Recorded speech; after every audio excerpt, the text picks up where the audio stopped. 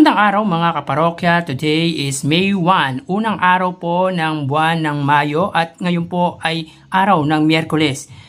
Today is holiday, anyway expect natin na mataas na views ang mapapanood natin sa dalawang noontime show.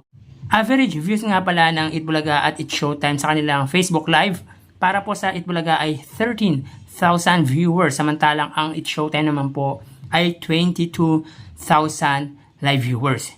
Bago natin umpisa niyan mga kaparokya, humihiling ako sa inyo na pakisubscribe ang aking YouTube channel, pakiclick ang bell notification icon para lagi kayong updated sa mga bagong video na ilalabas ko. Salamat! So today is Labor Day o araw ng mga manggagawa at para sa mga Katoliko ay umpisa ng Flores de Mayo. Nung bata ako ay active tayo dyan dahil bukod sa natututo tayo na magdasal ay may libreng pagkain. Joke lang anyway. Ngayon po ay kaarawan ng legit Dabarkads na si Miles Ocampo. So for sure, special na araw ito para sa mga Dabarkads dahil kaarawan ng isa sa host ng Eat Bulaga. Ito yung ikalawang taon na mag-celebrate si Miles Ocampo ng kanyang kaarawan sa longest running noontime show na Eat Bulaga at almost 3 years being part of Eat Bulaga. Kamakailan nga sa studio ay sinurpresya siya ng kanyang ama na nanood ng live ng Eat Bulaga at kitang-kita sa mata ni Miles Ocampo yung pagkagulat nang di inaasahan na pasyalan siya ng kanyang butihing ama sa studio. At makikita sa bakas ng muka ni Miles Ocampo yung pagkagulat and at the same time ay yung saya dahil binisita siya ng kanyang mabuting ama. Again, happy birthday Miles Ocampo. Samantala, Miss Jada naman ang celebrity guest na maglalaro sa Pera Free. Si Jada ay anak ng singer na si Dingdong Avanzado at Jessa Zaragoza.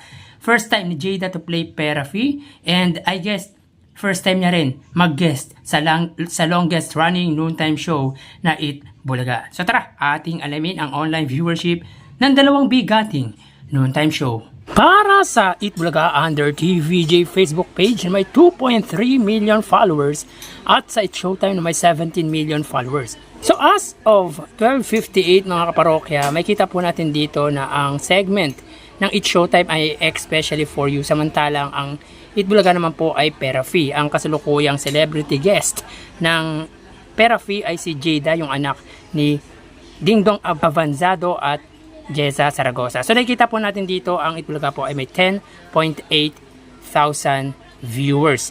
At ang It's Showtime naman po hindi pa po nagpa-pop up. So click po natin para po sa It's Showtime. Sila po ay may 28.6 thousand viewers at ang Eat Bulaga naman po ay may 10.6 thousand live viewers.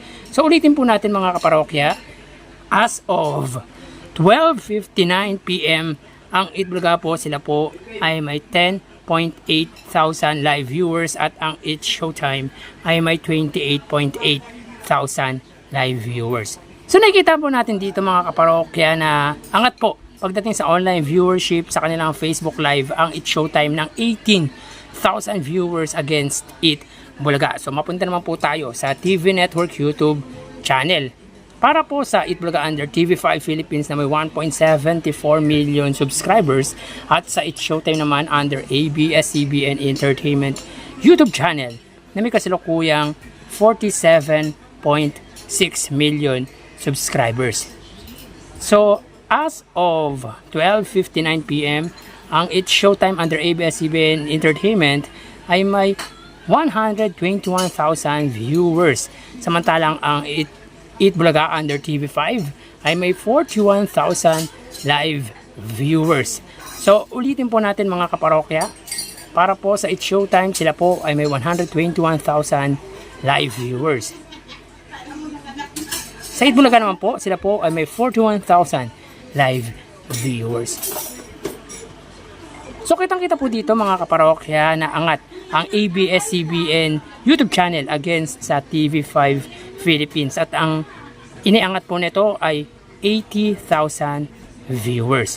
So mapunta naman po tayo sa main YouTube channel ng dalawang noontime show para po sa Eat Bulaga. Under po yan sa Eat Bulaga TVJ YouTube channel, may kasalukuyang subscribers na 900 76,000 subscribers. At ang It's Showtime naman po, under ABS-CBN It's Showtime na may 2.17 million subscribers. So as of 1:01 PM ang It's Showtime po, sila ay may 103,000 viewers. Samantalang ang It Bulaga po, sila ay may 61,000 viewers. So ulitin po natin, as of 1:01 PM ang It's Showtime ay may 104,000 live viewers. Ang It Bulaga naman po, sila po ay may 61,000 live viewers. So pagdating dito sa main YouTube channel, makikita po natin na angat ang It's Showtime against It Bulaga ng 43,000 live viewers. So bali ang total na nakuha ng It Bulaga ay 112,000 live viewers. Samantalang ang It's Showtime naman po ay nakakuha ng total live viewers na 253,000 live viewers. So again, para po sa It Bulaga, sila po ay nakakuha ng total live viewership na 112 at sa It's Showtime naman po ay 253,000 live viewers. So lumalabas po na angat po ang It's Showtime sa It Bulaga ng 141,000 viewers. So yan po ang lumalabas sa kanilang online viewership as of 1:02 PM.